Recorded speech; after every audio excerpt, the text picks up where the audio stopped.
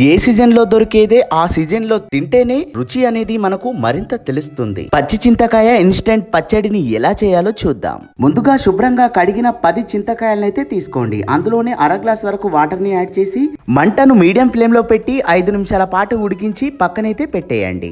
మరో కడాయిలో 1 కప్పు నువ్వులను వేసి సన్నటి సెగపై వేపి నువ్వులు చిటపటా వచ్చే వరకు వేపుకున్న తర్వాత పక్కనైతే పెట్టేయండి. అదే కడాయిలో ఆయిల్ ని యాడ్ చేసి పచ్చిమిర్చిని వేసి ఫ్రై చేసుకుని పక్కనైతే పెట్టేసుకోండి. తర్వాత మనం ముందుగానే ఉడికించుకున్న చింతకాయ నుండి రసాన్ని అయితే మనం పిండుకొనైతే పక్కనైతే పెట్టుకుందాం. తర్వాత మిక్సీ జార్ లో ఫ్రై చేసుకున్న పచ్చిమిర్చి, వేపుకున్న నువ్వులు, అలాగే అర స్పూన్ వరకు జీలకర్ర, రుచికి సరిపడా ఉప్పుని యాడ్ చేసుకోండి. తర్వాత చింతకాయ రసాన్ని యాడ్ చేసి మిక్సీని అయితే పట్టుకొని పక్కనైతే పెట్టేసుకోండి. తర్వాత పోపు కోసం 4 స్పూన్ల ఆయిల్ ని యాడ్ చేసి ఆవాలు, జీలకర్ర, ఎండుమిర్చి, అలాగే కరివేపాకును వేసి మనం మిక్సీ పట్టుకున్న పచ్చడిని యాడ్ చేసి కలుపుకుంటే చింతకాయ పచ్చడి రెడీ.